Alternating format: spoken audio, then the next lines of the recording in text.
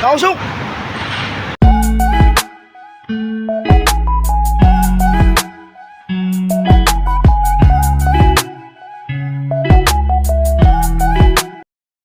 Pero tayo dito naman isa na rin siguro sa mga legend na motor na. Sinauna na rin to 2003 model na Wave Alpha. Oh.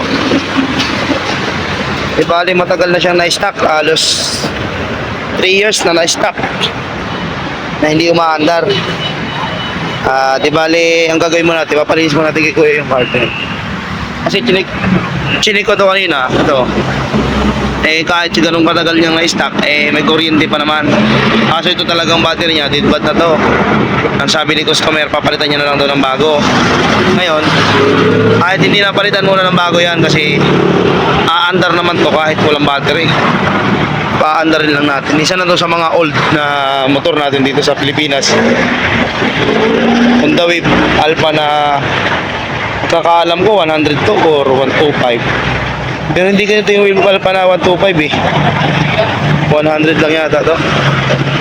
Ano, grabe naglulumot na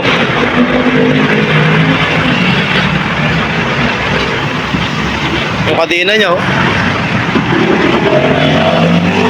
tapos yung yung disc kinalawang na. Magaganahin natin siya. Abangan nyo mamaya mga bar. Basta ang gagawin muna natin ay lilinisin yung carburetor, tapos lilinisin yung tangke. Ayun, abangan natin kung gagana pa.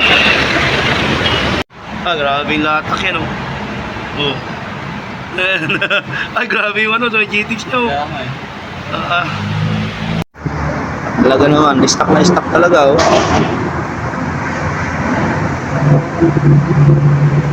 naglumot na talaga yung o-ring importante yan, kumabit na Sige muna tayo. para andar na andar na, nakakambyo nakakambyo nausok